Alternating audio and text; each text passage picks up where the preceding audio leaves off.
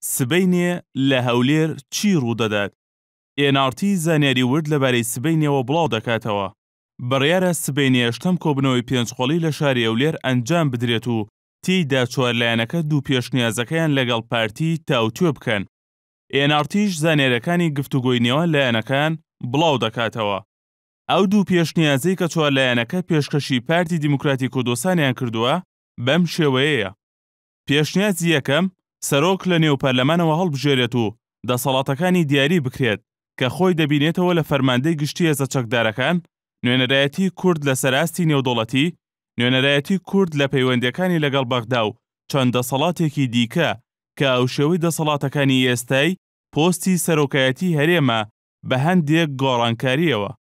پێشنیازی دووەم سەرۆک لە ڕێگەی هەڵبژاردننی ڕاستەوخۆوە لەلایەن گەلەوە هەڵدەبژێردرێت و دەسەڵاتەکانی بریتی دەبێت لە دەسەڵاتی پرۆتۆکۆلی و دەرکردنی مەرسومی سەرۆکایەتی.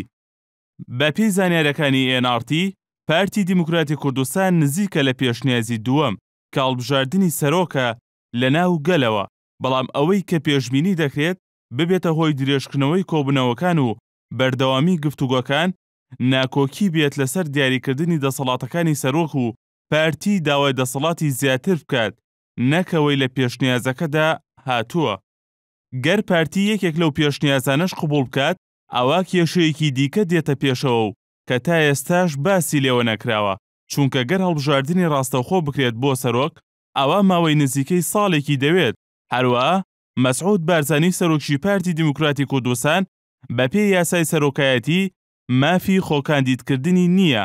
هەروەها گەر لە ناو پەرلەمانی هەڵبژێرێت مافی خۆکاندیدکردنی نییە، چونکە خولەکانی خۆی تەواو کردووە. بە پێی زانیاریەکانی NRT تا ئێستا لایەنەکان باسییان لەم کێشەیە نەکردووە و تا ئێستا نازانرێت چ دەرچەیەکی یاسایی بۆ دەدۆزرێتەوە وەڵامی ئەو پرسیارانەیان نەداوەتەوە. ئایا کەی هەڵبژاردن دەکرێت یان ئەم یاسا نوێیانە کەی جێبەجێ دەکرێت؟ ئایا تا کاتی هەڵبژاردننی سەرۆکی نوێ کێ سەرۆکی هەرێم دەبێت؟